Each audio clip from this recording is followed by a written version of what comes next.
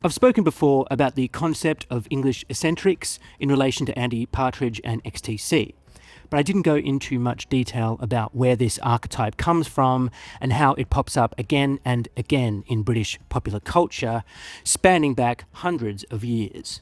From the aristocrats with too much wealth and too much time on their hands, the elegant flamboyance exemplified by the likes of Noel Coward in the first half of the 20th century, and finally the post-war comedy and music adjacent characters like Spike Milligan or Vivian Stanshall.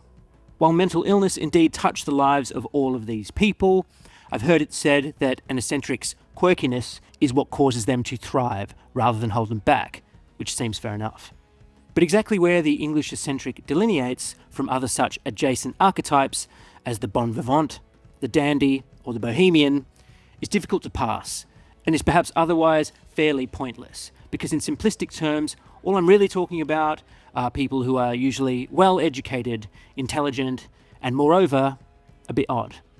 And to be fair, lots and lots of people are super intelligent and weird, and they exist everywhere, of course. But the individuals I have so far mentioned are known to us culturally because one way or another they were either born into circumstances or were otherwise in the right time and place that enabled them to turn their idiosyncrasies into some kind of career-making virtue. I'm not enviously suggesting such people lived charmed or long or stable lives or anything like that necessarily. I'm just saying that for all we know, the bloke who delivers your Amazon packages could have it in him to write the next Ulysses. But he probably just doesn't have the time. Possibly. We all have potential for greatness, is what I'm saying, ultimately. But economics, as ever, tend to get in the way. And perhaps I fall into the trap of talking about the second half of the 20th century as if it were the bloody Renaissance.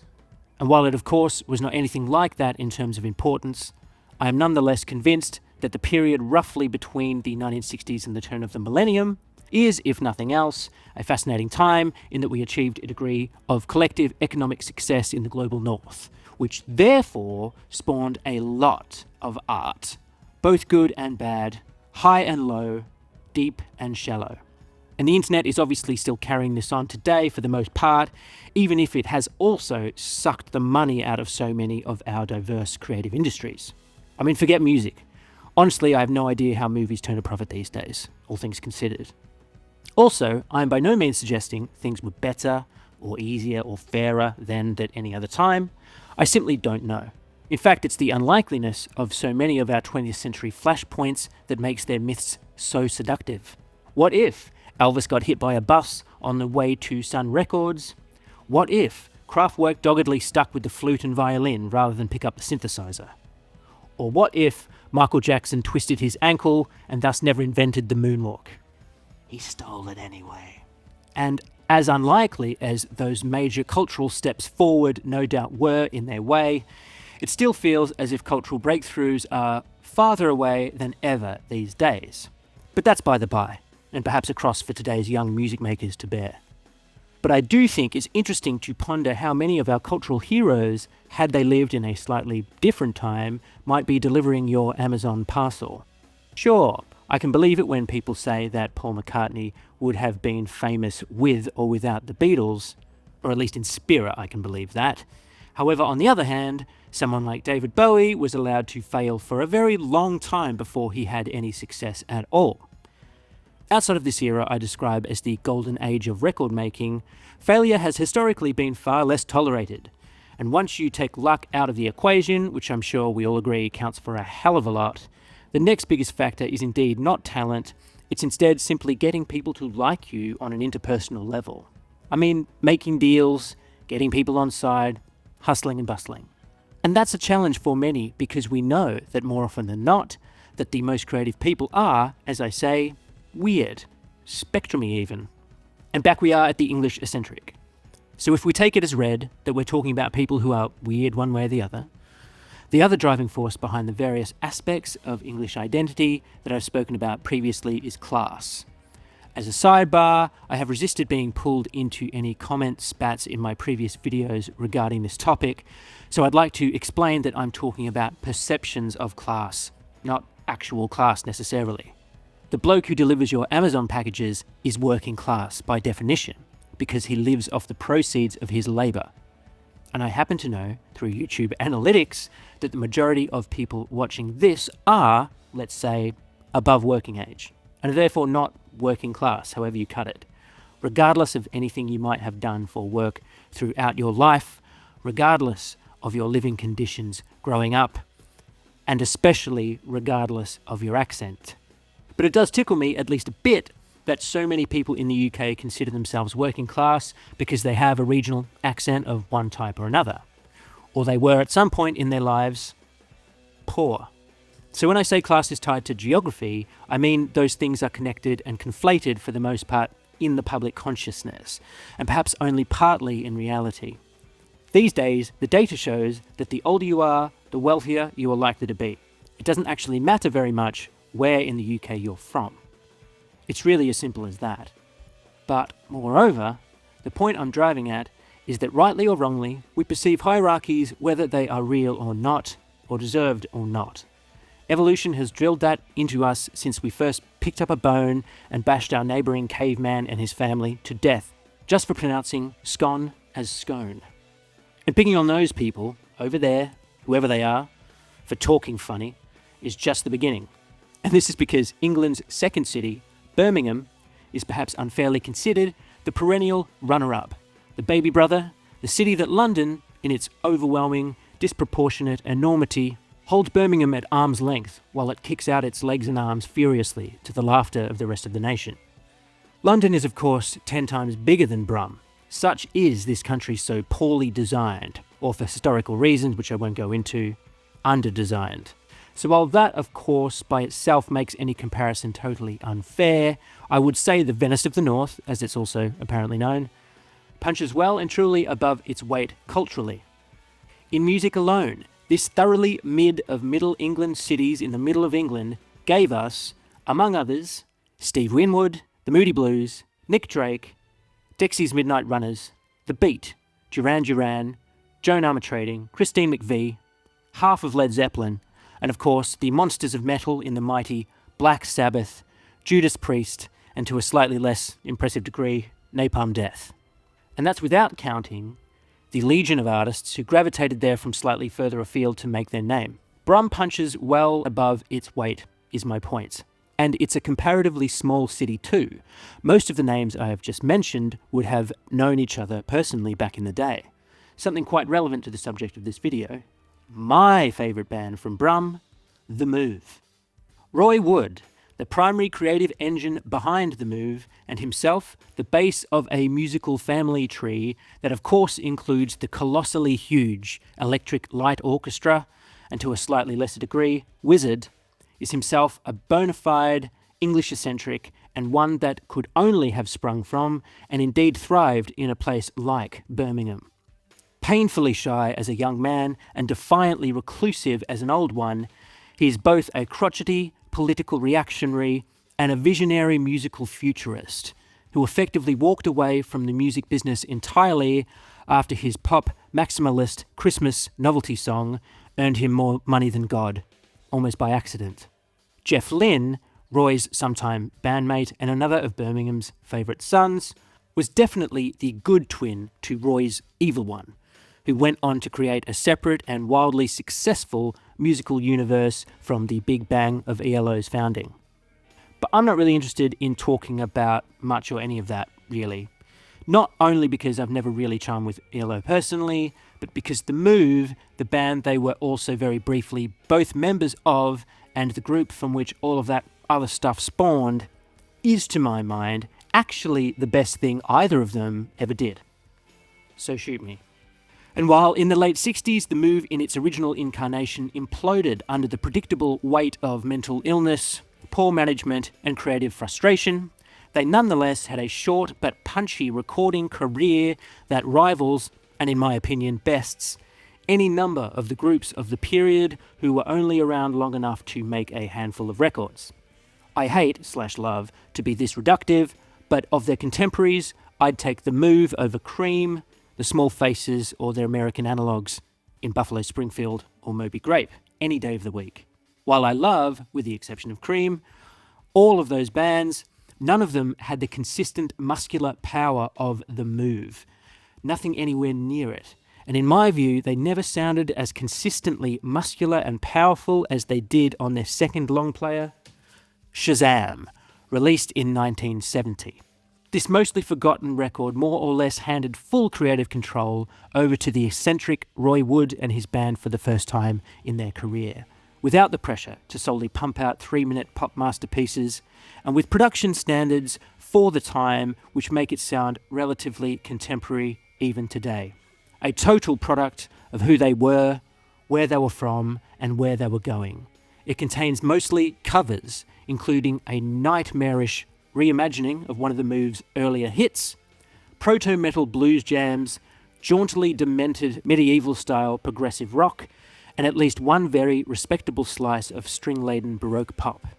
Its tracks also contain lengthy quotations from classical music, snatches of found sounds and spoken word radio journalism, all woven seamlessly into a suite of songs about being a mad weirdo, conducted by a mad weirdo, delivered by a band of by then Brummie scene veterans, seemingly on their very last legs as a group. And not only did drug-induced psychosis tragically take out at least one of the Move's founding members, so many of the biggest tunes from throughout their short career directly concern mental illness in one form or another, and Shazam also carries this theme quite heavily. At the very least, it has been a consistent preoccupation for Roy Wood in his music and songs, and given his famously introverted and mercurial nature, it's in some ways not surprising at all that Shazam is personally among his least favourite works. It's because his talent is so extreme, his gift so idiosyncratic in its nature, that he could casually knock out an album of this standard, where he clearly anticipates two new genres of music that shortly took over in the 70s, only to walk away entirely and go and invent several others instead. At his peak, Roy Wood only operated creatively for less than 1 decade, and packed in so much music in that time that an apparently minor snapshot in time like this, Shazam, has nerds like me poring over it all of these years later. I doubt he's ever given it a second thought. And like with the work of many people who are prolific and creatively impatient, Bob Dylan springs to mind as someone who claims to never, ever listen to his own records, the gems in their catalogues are just as likely to be casual mistakes as they are concerted through written efforts. Shazam is a great example of an album like this, the excellence of which just seems entirely self-apparent to me. I don't remember reading about it. I don't remember anyone talking about it. I listened to it because it was simply the album the Move put out after their admirable first long-playing effort, and I instantly loved it. And it's interesting to me that a lot of famous albums are poorly recorded, and obviously plenty of well-recorded albums have been forgotten over the years. But Shazam is a great record that sounds so good to my ears that I use it to test new headphones or speakers, much like how you hear about sound engineers famously throwing on The Night Fly by Donald Fagan or Rage Against the Machine's debut album. Not for me. Like Muddy Waters' similarly overlooked folk singer album from 1964, the music simply jumps out of the speakers on Shazam, and for those of you who might not know it, I can confidently say that it's so clear in its intent and execution that if you don't immediately like it, you probably never will. And that's fine. For what it's worth, it's also one that I tend to throw on after I've had a tipple or two, or an edible when I'm in the mood for a guaranteed good time. Make of that what you will. Initially taking to playing the drums at 5 years old, Roy Wood was obsessed with classical music as a child, but finally took to the guitar at age 12 when he first discovered the Shadows, specifically Hank Marvin's playing. The following year, he joined his first band, the Falcons, as lead guitarist, and he was that group's youngest member by several years, which at that age, of course, counts for a lot. Like everyone else simultaneously discovered at this time, the Beatles proved that you could write your own songs, so the young Roy Wood began his songwriting career in earnest. The adjective state of mind, I might add, not the ghost town in Kansas, for those wondering. He dropped out of art school at 16, progressively moving on to various bands around Birmingham, playing the kind of clean, early 60s single-note guitar in the style of Hank Marvin. Even then, he garnered a reputation for being extremely assertive and stubborn in all matters related to music, and extremely withdrawn socially. He first met singer Carl Wayne as just another gunslinger on the then burgeoning brumbeat scene, and his promising but going nowhere group Carl Wayne and the Vikings, which also included drummer Bev Bevan and bassist Ace Kefford. Guitarist Trevor Burton completed the Moves lineup, conceived as something of a supergroup made up of the best players from across the brumbeat scene. In fact, such was the incestuous nature of Birmingham's music scene in the now mid-60s that their decision to call themselves The Move came from the reality of them all moving between different bands so frequently at the time, which is just as well, because I personally think The Move is up there with The Who, or The Smoke, or The Creation, as one of the most perfect mod-style names for a group of this exact kind. I think The Move is the best among them, in fact. And unlike so many groups of the time who perhaps got together more organically as schoolmates or whatever, The Move immediately blew all of their competition out of the water, because they were musically just streets ahead of anyone else as a unit. On top of Carl Wayne, whose unique charm I will talk about later, the other four were all perfectly competent singers and players, but I would say their secret weapon is surely their rhythm section. For starters, Ace Kefford with his Fender bass is a great player and immediately cemented The Move's signature steely bass sound, perhaps in a style more akin to John Entwistle of The Who. And The Move very deliberately kept this as part of their sound even after Kefford himself eventually left the group later on. As for drummer Bev Bevan, interestingly he uses what I believe is called the claw grip, a style that comes from the use of mallets in classical percussion. It's pretty unusual in the rock world where we're of course used to seeing matched grip, or at worst, the jazz grip. Somehow this awkward-looking style allows Bev Bevan to play quite forcefully and loud, which is absolutely key to The Move's sound and in my opinion puts them streets ahead of their contemporaries in that era. And I don't think this is talked about enough in relation to 60s groups, but the reason the Beatles, as the most prominent example, initially changed the game was because rather than being flashy and fast, which of course he was indeed capable of also, Ringo knew the importance of holding down something simply and loudly within a band. That way, if you're hearing one of these groups playing in the building next door perhaps, or the club next door, their big beat is what you are hearing first rather than the melodic instruments on the top. This is what put the beat in the Beatles, why beat was the chosen suffix in Mersey beat, brumbeat, freak beat movements, or whatever. And indeed, the foundation of modern rock as we know it now. To get back on track, The Move's heavy rhythm section was part of Roy Wood's plan to combine the muscular sound of The Who, very specifically, and alongside the striking presentation of having four singers lined up across the front of the stage, 4 or 5 part vocal harmonies in the style of the Beach Boys. The Hollies with balls, as John Lennon described them. All combined, this musically put The Move in a league of their own. All they needed now was to get famous, the process of which eventually became their undoing. Things indeed started well, with their first single in late 1966, Night of Fear, reaching number 2 on the UK charts, and their second, I Can Hear the Grass Grow, in early 1967. The Move in their first incarnation made for an excellent singles act, not just because their full and punchy group sound, as discussed, but of course because of Roy Wood's clear gift for songwriting early doors. And their first 2 singles are as good examples of any of the very specific combination of factors that make the early Move so unique and memorable. The first is the use of the mighty riff, perhaps not as the basis of an entire song, which became a hard rock trope in the 70s, but instead as an earworm to hook you into the song. And what's more appropriate for a kid raised on classical music than inserting a grab from Tchaikovsky's 1812 Overture into Night of Fear's introduction? A nifty habit of Roy's that we will discuss further later on. Then with I Can Hear the Grass Grow, we've got riff after riff. See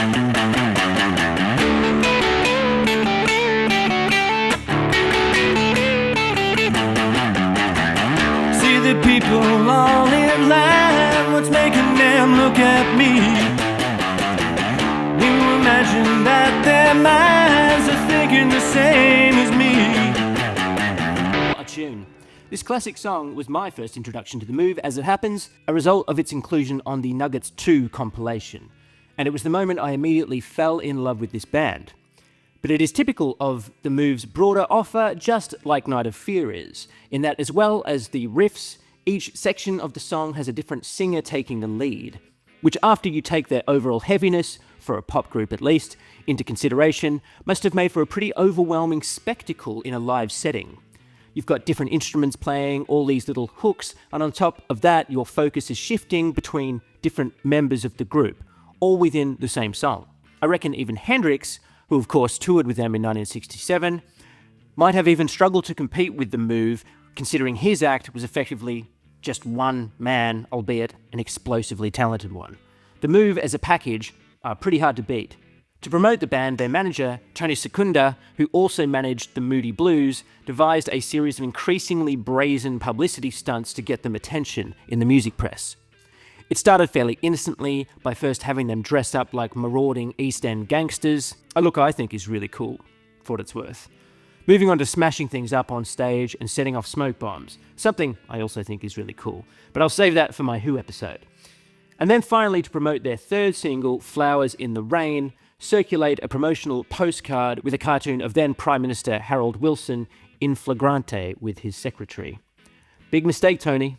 Losing the subsequent lawsuit and sacking Tony Secunda as manager, royalties for Flowers in the Rain, which were substantial considering it reached number 2 then and has remained a firm fan favourite ever since, are to this day paid to 2 charities of Harold Wilson's choice, even after his death. The Kinksian bounce of the rhythm section and the song's chords have also long fascinated me. Woke up one morning half asleep, with all my blankets in a heap, and yellow roses scattered all around. The time was still approaching 4, I couldn't stand it anymore, so marigolds upon my hunted down. Like a Ray Davies composition, it's chock full of chords and sections and is always going somewhere. The track is also notable for being the first song ever to be played on BBC Radio 1 upon its launch in 1967, and the involvement of Tony Visconti. You're likely to know Tony Visconti from his later work with David Bowie, of course, but in the mid-60s he was a budding producer whose perhaps typical American professionalism caught the attention of the Move's first producer, Denny Cordell. At the time, Cordell had bitten off slightly more than he could chew, with also producing Procol Harum and Manfred Mann at the time, palming the Move over to Visconti for Flowers in the Rain. Visconti's suggestion of the inclusion of tape speed adjusted wind instruments to augment the track struck a major chord with Roy Wood and his established classical music leanings, ultimately opening the door for the kind of elaborate orchestrations that would go on to inform Wood's ambitions for later period Move and, of course, ELO.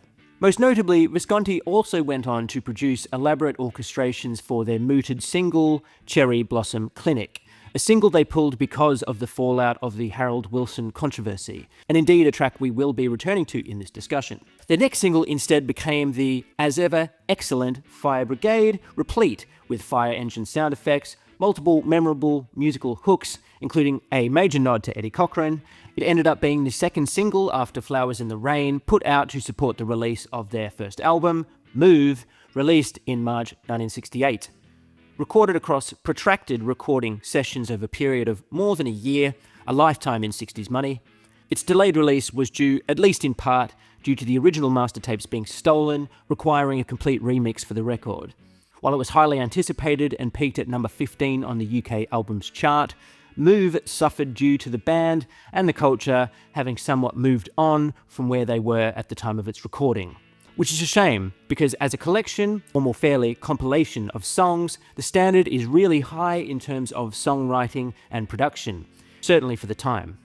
I'd compare it to the debut album of Moby Grape, another heavy 5-piece band I personally consider the Move's American equivalent in terms of musicianship and career trajectory.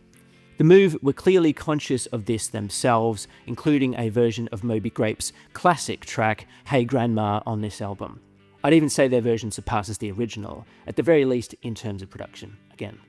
Their love for playing covers, in fact their talent for it, was further showcased in Something Else from the Move, released in 1968, an excellent live EP recorded at London's Marquee Club, and the last release from the original 5-piece lineup of the Move. Not unlike certain members of Moby Grape, having overdone it on the psychedelic goofballs, Ace Kefford sadly suffered a mental breakdown shortly after Move's release and left the band, forming the Ace Kefford Stand, releasing a single or two, including one of my very favourite British Nugget-style tracks, Gravy Booby Jam, and demoing an album before basically dropping off the face of the musical earth. Bummer. Between the start of the once again drawn-out recording sessions for their second album, Shazam, in mid-1968 and late 69, they released 3 more perfectly good singles in Wild Tiger Woman, the hit single Blackberry Way, which Carl Wayne refused to sing for some reason, and the not quite as good Curly. But the writing was well and truly on the wall, as the culture had decidedly moved into the album era, leaving the move somewhat behind. Founding member Trevor Burton, who had more or less been relegated to playing bass after Ace Kefford's departure, eventually decided to leave the group also. Even if, through today's eyes, I think he was mad to leave such an inventive pop group, I suppose with so much blues rock in the air, it would have made sense for him to go off and try to be the next Eric Clapton. Yet another British white man playing blues in an already crowded field. He certainly didn't help himself by naming his new band Bowls. That's right, Bowls. Ladies and gentlemen, please welcome Tits to the stage. What was he thinking? In the move, he was replaced on bass by Rick Price, but interestingly, Wood also apparently approached his hero Hank Marvin with an offer to join the band on the proviso that Wood himself would actually take up the bass player position. Predictably, this never eventuated, but it's pretty incredible to think where this could have taken them. Nonetheless, this marked the point where Roy Wood began thinking about his next project, effectively giving up on the move creatively, or at least insofar as thinking about the move solely as a springboard to what would become the Electric Light Orchestra. To this end, he also approached Jeff Lynne around this time, who wouldn't actually join the move until after the release of Shazam, on account of still seeing potential in his own group, the Idle Race, who in all fairness are pretty good. They picked up the freshly sacked from managing the Small Faces Don Arden around this time as manager, one of the most sinister characters in music management history, who soon sold them onto Peter Walsh, who specialised in booking acts on the cabaret scene. The future was not looking particularly bright for the move. So at this point, the move are basically falling apart. Their singles are flopping, and their new management has them playing the cabaret and chicken in a basket circuit by 1969. For those unfamiliar with the term, chicken in a basket refers to the kind of venues in the UK where people are sitting down to eat while the musicians perform. Of all that was going on in swinging 1969, I can't think of anything more depressing, although apparently Carl Wayne was perfectly cool with it. But outside of that, and part of the reason I argue that Shazam is so good, is because their one and only mini-American tour of October 1969 proved to them that there was an audience for what they were by then doing live. And what they were doing was starting to take songs and stretch them out for 10 minutes at a time, which, when you consider the rise of bands like Led Zeppelin and, say, Vanilla Fudge, especially in the US market, it makes sense that the members of the move would consider that tour, which was ultimately only about 6 shows across the country, the high point of their entire career. By chance, like those bands who were suddenly becoming a big deal in the States, the move were already heavy sounding in the first place. It was instead their approach to the material that was changing, and not just their own songs. As far back as their Something Else by The Move live EP of 1968, they were showing themselves for what they really were. A great band who loved all kinds of music and were happy to have a go at it, for their own enjoyment as much as the audience's. And that speaks to when and where they had come from ultimately, which in a way doesn't make a lot of sense through modern eyes. Because it's easy to forget that all of the first wave of classic rock groups started out playing covers, almost exclusively. Jobbing musicians hired to entertain crowds of people doing whatever was popular at the time.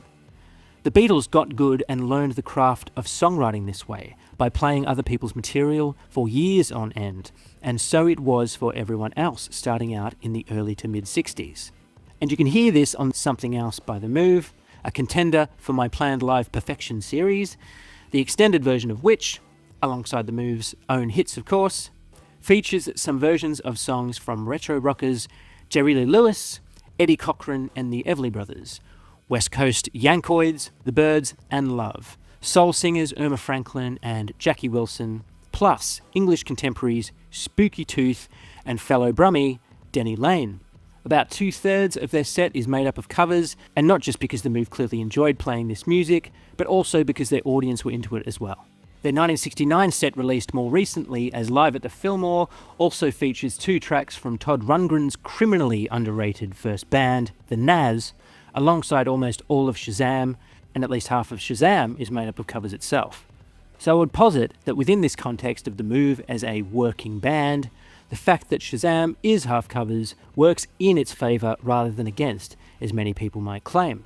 Even Shazam's opening track, while written by Roy Wood, is in fact a song he had previously given away to another group, making it a cover of a cover, in a sense. And Cherry Blossom Clinic is of course a reworking of a song the Move had already released years before. And finally, to this theme of remaking older music, Roy takes this even further on Shazam in that he also anticipates bluesless European progressive rock bilge, especially the kind that Emerson, Lake and Palmer would go on to popularise, by quoting several familiar classical music pieces throughout Shazam. I should say there are bluesy moments on Shazam also, but of course Roy had form for throwing in classical music motifs ever since the Move's very first single. And while I don't think it's cynical in any way either, it is at least convenient that the pieces he quotes were so old by the late 60s, therefore being out of copyright as it were, that he could claim all of the royalties for himself as if he had indeed composed 100% of this music. I'd also add that were he as greedy for stealing the intellectual property of others as some other certain famous rock guitarists of the era, Jimmy Page, he perhaps wouldn't have also included a number of cover songs on Shazam that he indeed did credit to their original composers as well. And with all of that said, the nods to classical music on Shazam are entirely in keeping with the theme of the songs and the album more broadly, and I absolutely love them in a way I absolutely do not love Emerson, Lake and Palmer. And perhaps it's that wider heaviness that sells it on this record. For starters, it cannot be a coincidence to my mind that heavy rock and metal have such clear origins in the Birmingham music scene of the late 60s, as if there really was something in the water up there. I've heard it said, in reference to Black Sabbath particularly, that Birmingham's industrial, concrete bleakness as a city itself informs the city's culture in this way, and having spent time there myself, it certainly has an inherent gloominess about it, and the Brummie accent of its people only adds further to this vibe. With the Move, it obviously manifests itself in the band's muscular rhythm section, but on top of that, in his songwriting, Roy Wood has a habit of employing drop D tunings in the Move's early riff-filled hits. And while this is only a minor factor, it is unusual for pop of the period, in my opinion, wherever it came from. Even the Beatles wrote very few songs in drop D. Obviously, tuning your guitars lower and lower went on to become a signature feature of metal in the decades ahead, but I can really hear it starting with bands like The Move. Additionally, there's a slightly out-of-tune quality to the guitars in The Move's music, which I think adds to their sound rather than detracts, as it might for other bands. Plus, Shazam is notable for Roy's frequent use of his 12-string electric guitar, an instrument famously difficult to tune accurately, especially in those days. Interestingly, when it comes to the use of 12 strings in rock that we typically might associate with George Harrison, Roger McGuinn of the Byrds, and maybe Pete Townsend on The Who's early records, an electric 12-string usually has to be very clean-sounding in order to be heard clearly. Later on, when used by Jimmy Page on Zeppelin tracks like Song Remains the Same and Stairway to Heaven, you will notice his 12-string is unusually clean for his electric guitar playing standards.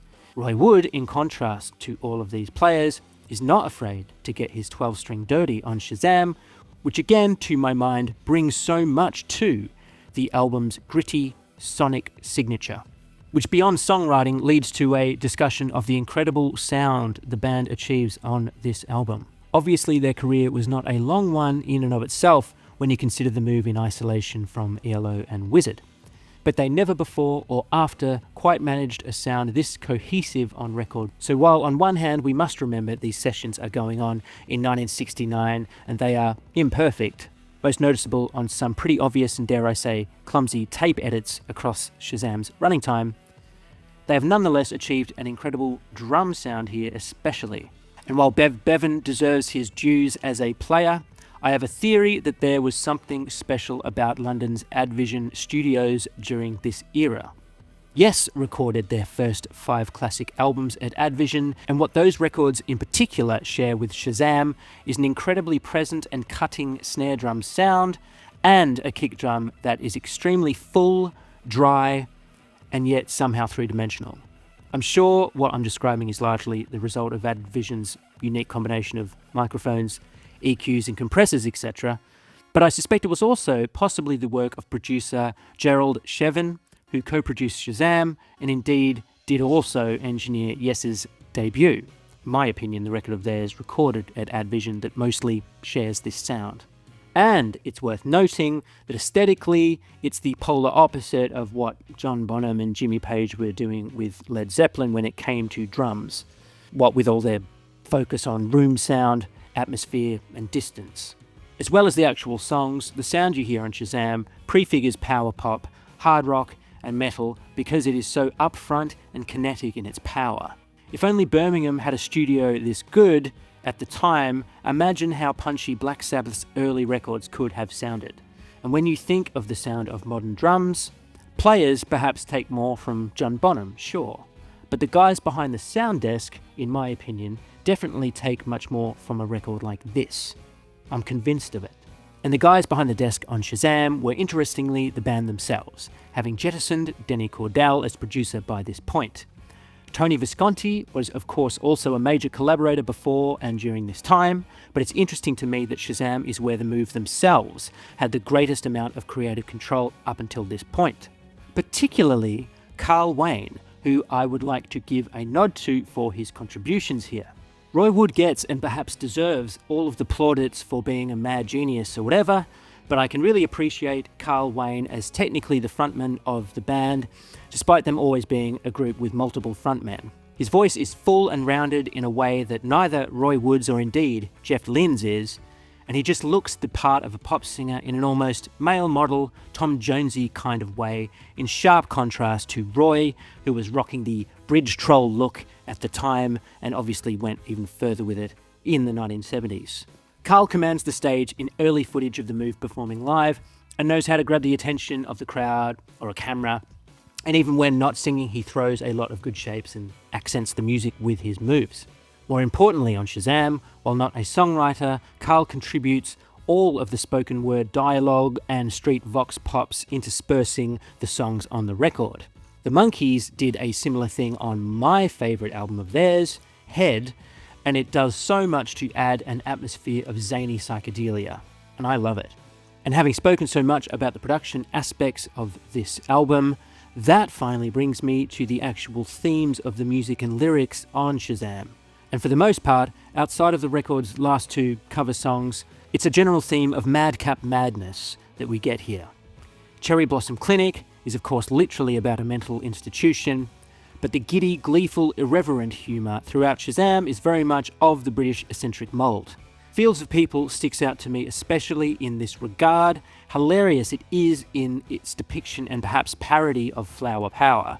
There is a determined silliness felt throughout Shazam, through the band's abrupt start-stops, the sudden shifts in tone, the spoken word interjections, and the overall over-the-top and bombastic presentation of the songs, creating an almost campy, theatrical lineage in British hard rock that is heard in the music of Queen, David Bowie, and the glam rock of Slade, The Sweet, and of course, Wizzard.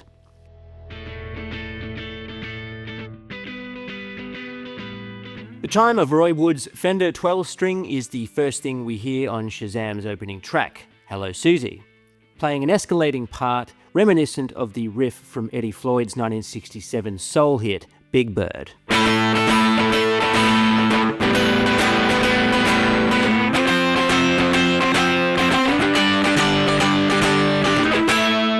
For a change, Roy himself takes the lead vocal on this sludge rock reimagining of the sprightly pop song he had originally written for the Welsh band Amen Corner. Thematically, the slight, if perfectly serviceable, lyric describes a charismatic and attractive young woman, Susie, whose aura disarms all those around her, stealing the crowd's attention at the indistinct concert or public event described in the song.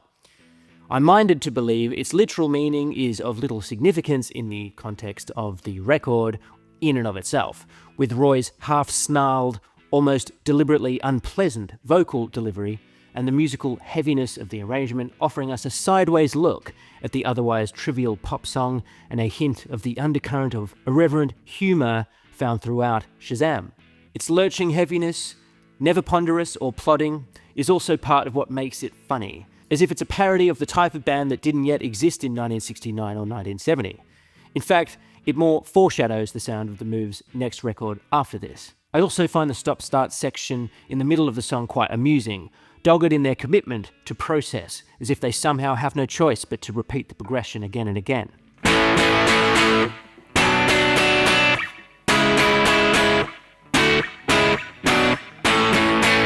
And then all the drum fills, which start conventionally and turn again into a joke, a piss take of a drum solo that a more serious, po-faced band would roll out the red carpet for.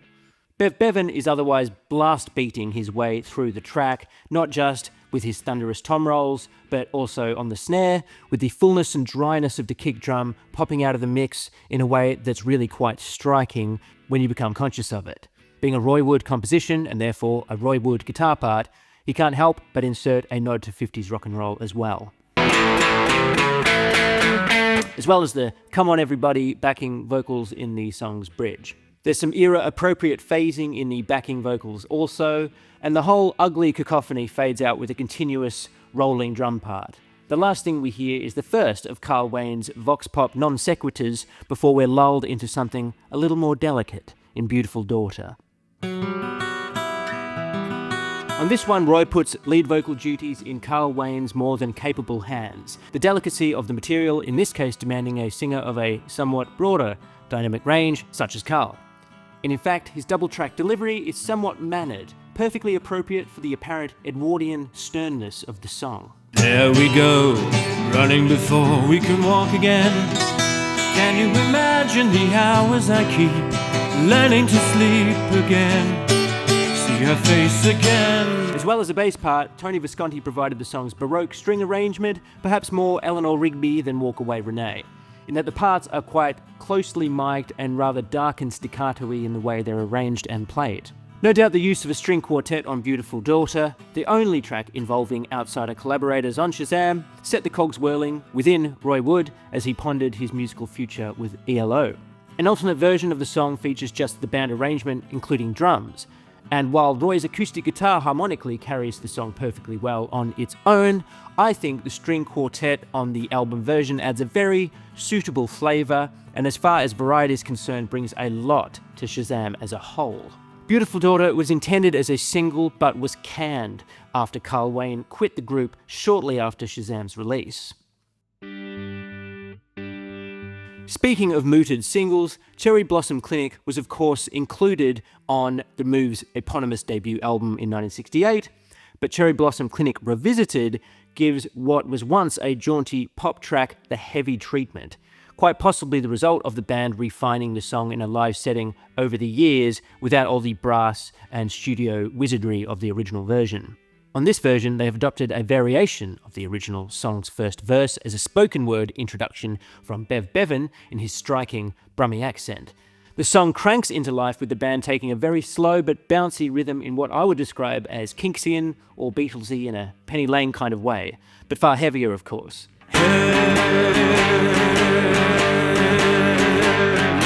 Sunleaf from flowered skies, 20,000 butterflies glorify my bed in deep maroon. Of course, they can't help but include this devastatingly heavy riff here, typical of how their arrangements and how the arrangements on this album are interrupted constantly with bits or motifs, but in a way that doesn't otherwise interrupt the flow of the songs. Note the triple accents in the chorus here. Cherry Blossom Clinic, is there any truth in what they say? Cherry Blossom Clinic, lock me in and throw the key away. I particularly enjoy how that last line is produced to sound like it was recorded entirely separately from the basic track, like a 30s vocal group or something, to reflect perhaps the disordered mind of the protagonist through the production of the track. And this is only the end of the first chorus of this song, as launching into the second verse is a totally new feel, as of course the first verse was done as spoken word in this version.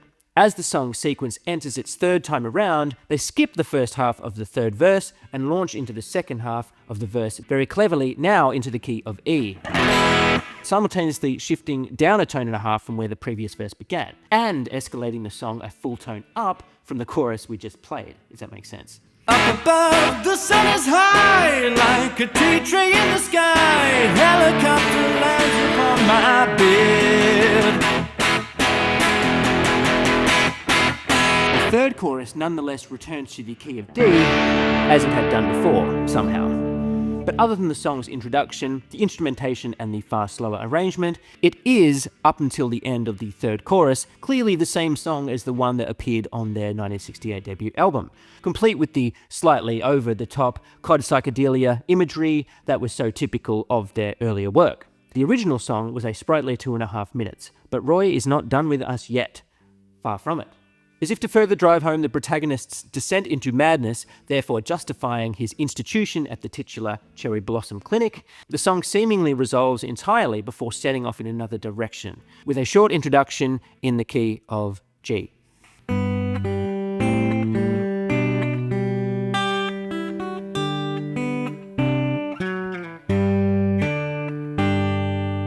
Roy's 12-string electric guitar, very much invoking the compressed, reedy sound of an organ, shifts now into the key of A, where as well as again featuring the heavily accented triplets that are perhaps the song's only consistent motif throughout,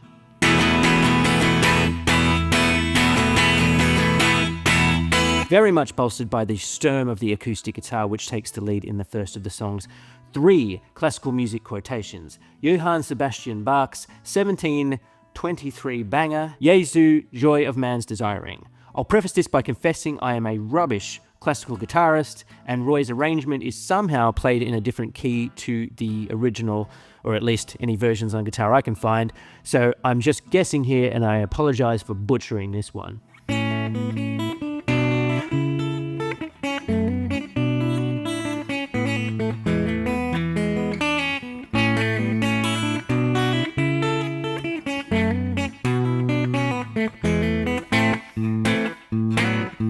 That'll do. After this twice through, it is followed by this filthy bass guitar grab from Paul Dukas' comparatively contemporary 1897 bop, The Sorcerer's Apprentice. Much easier to play this one.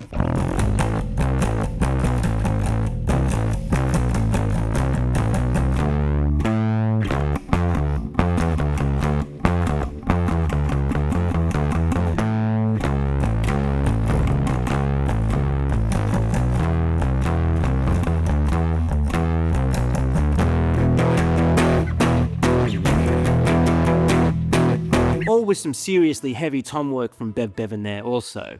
It then goes back to the Bach piece and a transitional section featuring bells before breaking into a double-time shuffle with Tchaikovsky's barnstorming Chinese dance from the Nutcracker.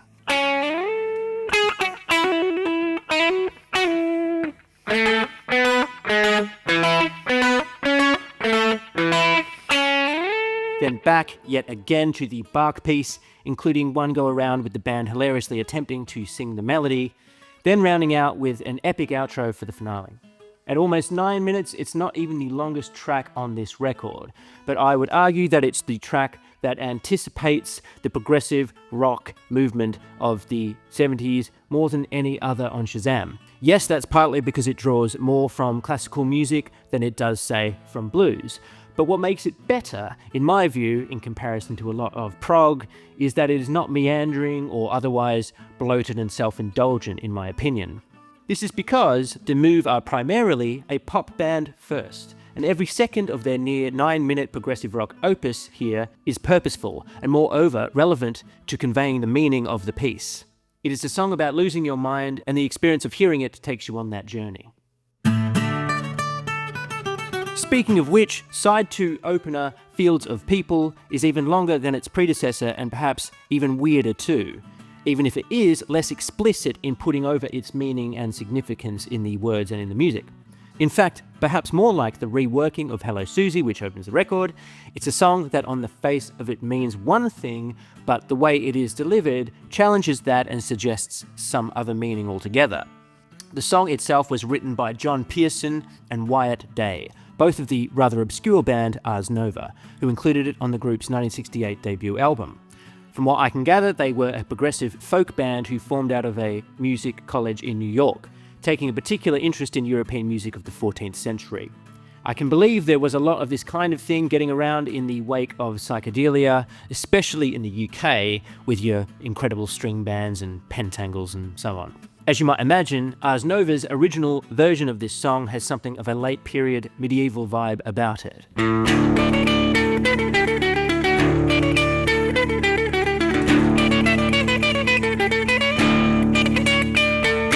While the original does contain drums, it's still pretty far away from what the Move does with it. Beyond an infinitely heavier arrangement, the Move have turned a fairly straightforward 3.5-minute tune with its distinct A and B repeating sections into a 10-minute progressive rock epic, but not with a hint of the apparent po-faced stance of the original song, nor the self-seriousness that can make so much of 70s progressive rock so cringy.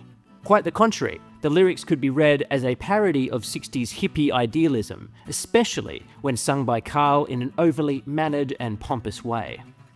Wildflowers grow everywhere, vibrations flow, things will have to change. Strange new ideas fill the air, some people leave, others grieve, some will bear, but things will change. Old concepts go, new ones grow. All at once the world begins to love again. But it's not played straight, with Carl Wayne Street-level interjections, "It's a recording!" and "Going to the pub, are ya?" As well as laughing on the mic at one point where he accidentally comes into the next section of the song too early. So after a few times through, including an interesting middle section peppered with mostly wordless backing vocals, the song cycles through its A and B sections again, ending out the first half of the track with some incredibly furious drumming from Bev Bevan. In fact, the whole song really is a showcase, not just for his excellent playing, but of course also for the sound of the drums on the album.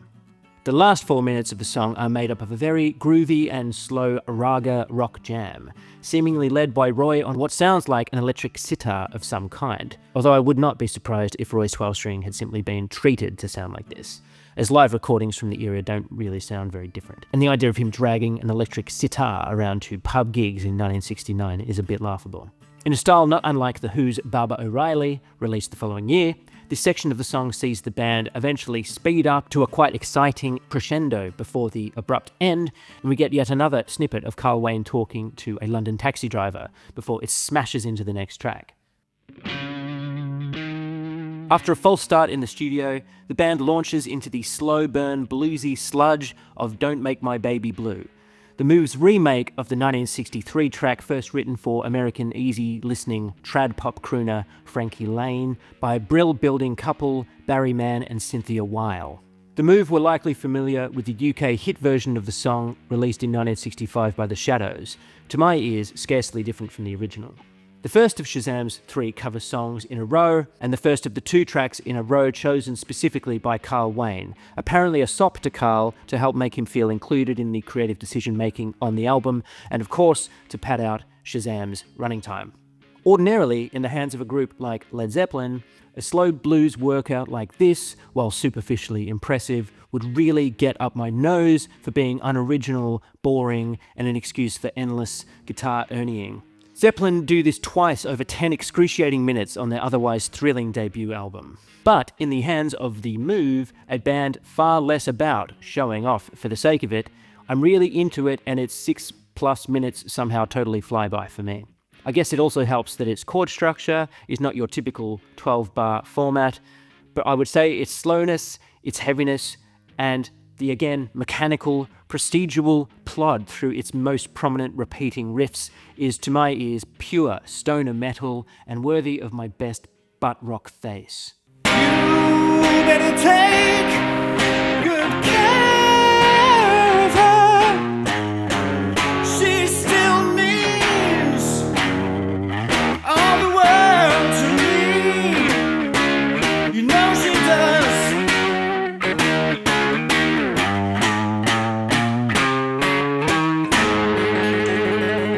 I even love Carl's little bluesy ad-libs in this track. Again, the kind of thing that becomes incredibly wearing when Robert Plant does it. Seriously though, halfway through Zeppelin 1, I'm thinking I might commit Minecraft if he sings Baby one more time. You know what I mean? So there it is, the kind of song The Move probably didn't even have to rehearse before putting it to tape. Other than a double-tracked guitar, it's just the sound of a great band playing in a room. Effortless, great sounding as ever, and offering just enough blues rock on Shazam to make the listener feel like they're getting some decent amount of variety, and never too much of any one thing. Worth saying as well that it's in the key of E flat, suggesting either the whole band tuned down half a step, probably to suit Carl Wayne's vocal, in what would become a hallmark of stoner rock and metal guitar playing, or the entire master track was slowed down after recording, slightly just to similarly further emphasize the track's heaviness. I suspect it's probably the former rather than the latter. On Shazam's final track, The Move opt to go out with a classic album closer choice of a song that is somewhat profound, so that we go away feeling a little older, maybe a little wiser. Another of Carl's cover song choices, it's a typically slowed down reworking of Greenwich Village folky Tom Paxton's 1964 track, The Last Thing on My Mind, itself an adaptation of the traditional folk song and sea shanty, The Leaving of Liverpool. Versions of both have been performed by just about everyone you could name over the years. Outside of Beautiful Daughter, it provides Shazam with some of the album's more delicate moments, to begin with at least, with the arrangement led by Roy's acoustic and 12-string guitars, Carl's reverb-drenched vocal, and Bev Bevan invoking perhaps the thrum of the Irish Baran on his toms before picking things up in a more rock style in the chorus. While the home key of the song is in a rather straightforward D major, I really like the way the chorus goes into the A chord and how the vocal melody complements that chord progression there, particularly. Are you going away? No word of farewell. Will there be not a trace for me to find? Well, for the most part, it maintains quite a measured pace, opening up with an instrumental section in the middle where Roy gets to cut loose on the guitar with some ubiquitous, for the late 60s, backwards guitar and plenty of wah-wah as well for good measure. Bev Bevan even breaks into double time and treats us to some of his blast beating before we bring things back down for the song's third and final verse. Throughout, it's worth mentioning as well, the acoustic guitar in the left channel also provides a heft to an already robust group performance. In the final verse, I like how the growing of weeds is mentioned, calling to mind the line, "There is no such thing as a weed," from Fields of People earlier on the record. Then, after the final chorus, we get some of those iconic chordal group vocals that The Move had baked into so much of their sound, complete with a finishing set of turnaround chords that sound very familiar and somehow typical of how Roy likes to end so many tracks.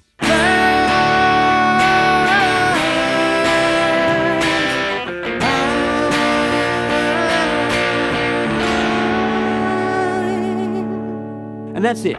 The Move's Shazam is over with its mere 6 tracks clocking in at just under 40 minutes. The cover for Shazam gets a lot of shit, but I think it's perfectly good and something different for the time, novel at the very least. The cover illustration depicting the members of the band as superheroes was drawn by none other than Mike Sheridan of Mike Sheridan and the Night Riders, another Brummie band that Roy Wood had briefly been a member of in the early 60s.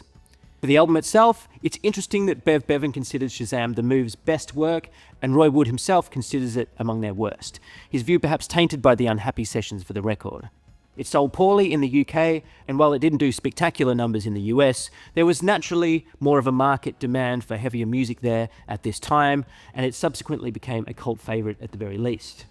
It certainly didn't help that Carl Wayne left The Move just prior to Shazam's release, and Jeff Lynne finally agreed to replace him only on the proviso that they eventually shelve the band permanently and redivert their energies into what would, in due course, become the Electric Light Orchestra.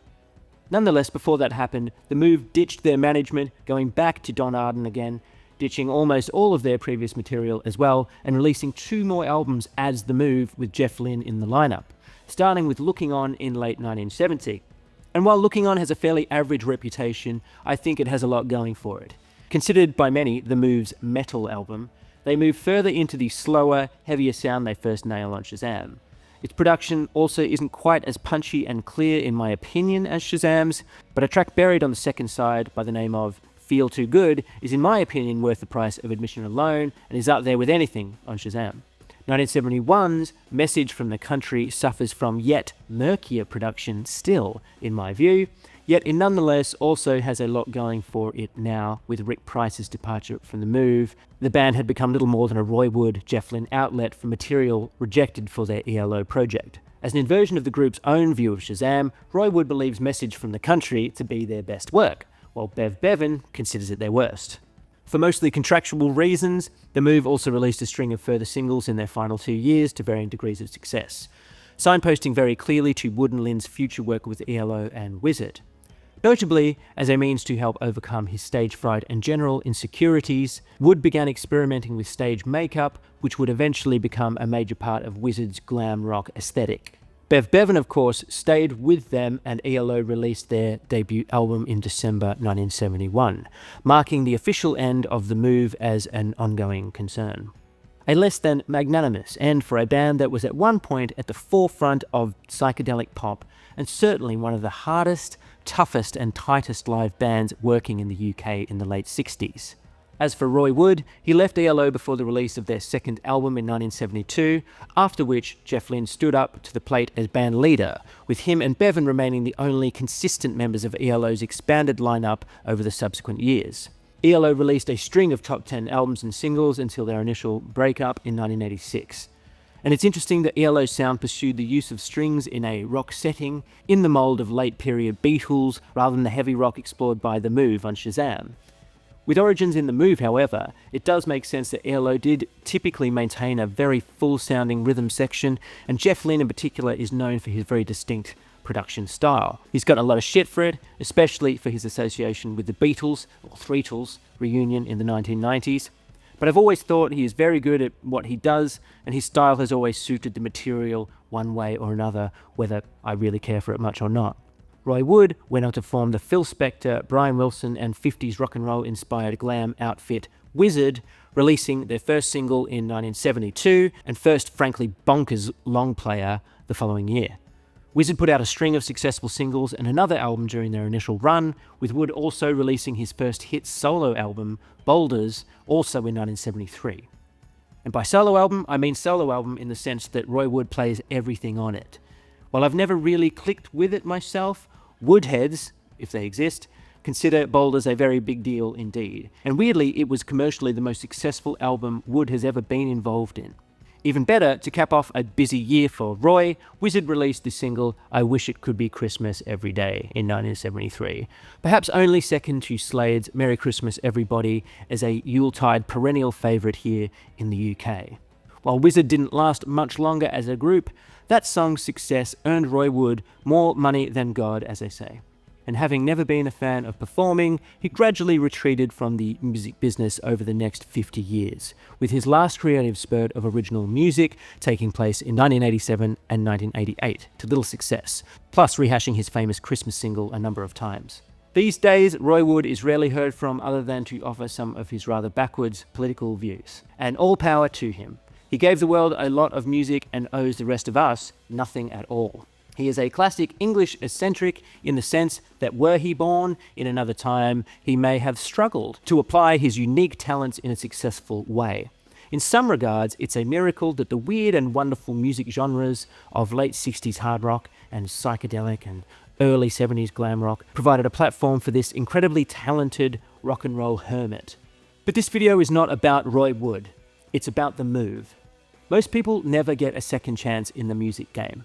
And in the space of a decade or so, Roy Wood had 3 stabs at it, to degrees of success most musicians can only ever dream of, with The Move representing only the first of those, and the least successful one. Bev Bevan was lucky and, in all fairness, talented and cunning enough to follow Roy into ELO and enjoy its subsequent success.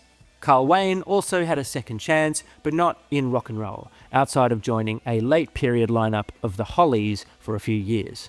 With his good looks and aptitude as an all-round entertainer, he instead had a long and fairly successful career in television and theatre, sadly passing away at the relatively premature age of 61 in 2004. So here's to Carl Wayne, in my view, the unsung hero of the Move story. There's a million bands that burned brightly before fizzing out in the mid to late 60s, and aside from being part of a wider and more successful musical family tree, the Move is simply no different. But through circumstance, they committed some great music to tape in their time, and Shazam is just a snapshot of where this group of people were from and where they were going, even if many of them didn't consider it much chop at the time. And almost as if by accident, which of course in reality it wasn't, the sound of this record is just unbelievable. Pull it up even on your iPhone and the sound of it just jumps out of your speakers. Even a record like Abbey Road, made in a state-of-the-art London studio around the same time, and subject to endless remasters and remixes over the years, doesn't sound this modern. Led Zeppelin are rightly credited with ushering in the modern era of rock recording on their debut album, and while that is absolutely true, I would say Shazam, an infinitely lesser-known album from a band almost completely overshadowed by other bands that spawned from it, low-key anticipates the modern rock recording of the Loudness Wars era of the 1990s until now. For those interested, in my opinion, Songs for the Deaf, released by Queens of the Stone Age in 2002, is quite literally the last word on recording and mixing of rock drums. For the genre, the consistently present, dry and sonically full sound of the drums on that record will literally never be bested. Daft Punk's Random Access Memories in 2013 is another record that since did this for acoustic drums within the genre of electronic music. But for the modern era, where music is designed to be heard firstly through speakers about this big, and secondarily through cheap headphones, only actually programmed beats can really sound better, and that's a different ballgame altogether. And I would argue that rather than this starting with Led Zeppelin in 1969, it actually started that same year with a recording of Shazam by The Move. Listen to it again and tell me I'm wrong. And speaking of Queens of the Stone Age, the songs on Shazam are often greatly enhanced by how repetitive they often are, or as I prefer to put it, procedural, in common with the genres of krautrock, metal, and indeed electronic music as well. Here's a riff for 4 bars, and because we've played that, we have to go into another riff for 4 bars, and another after that, before the song can continue. And the slowness and the heaviness of the playing and the sound make it hypnotic, robotic, and somehow kind of funny. And in spite of that, Shazam is actually really rather a short album that they clearly had to pad out with additional covers and intersong skits. We tend to talk about music genres in a way that assumes they have always existed in the way we think of them now. And for all the styles of music that can be traced back and connected to The Move and Roy Wood more broadly, and the fine city of Birmingham for that matter, this is all ultimately just variations of pop music. The Move's pioneering, heavy legacy can be heard in Kiss and Cheap Trick just as much as anything in glam, sludge metal, orchestral, progressive rock, or pop, or neo-psychedelia ever since. And if that sounds like an unfocused mishmash, it's because it is, and is part of the reason The Move themselves never became household names. But if this musical schizophrenia describes the approach of the band, then it's fitting that their, in my opinion, very best album quite literally takes mental illness as its central theme. Personally, I've always liked music that reflects the disorder and/or frailty of the human mind, and speaking to my own grapples with mental health or simply just cognitive self-awareness, the older I get, the more convinced I become by the somewhat childlike view that it's the straight, grown-up world that is indeed crazy, and those of us who see things as being just a little bit off are actually the ones who see the world for what it is. And if that's a self-serving argument, then fine. I don't begrudge the English-eccentric Roy Wood for turning his back on the world and taking his toys home with him. And as a fan, I don't in the least bit feel betrayed that he now spends his days railing against the European Union or raging about how foreigners have ruined Britain from the safety of his millionaire hobbit cave. The world needs unorthodox, outside-of-the-box thinkers, especially in music and art, whether we agree with them or not. So here's to you, Roy, wherever you are, stay true to yourself, and whatever you do, never change. And thank you for this.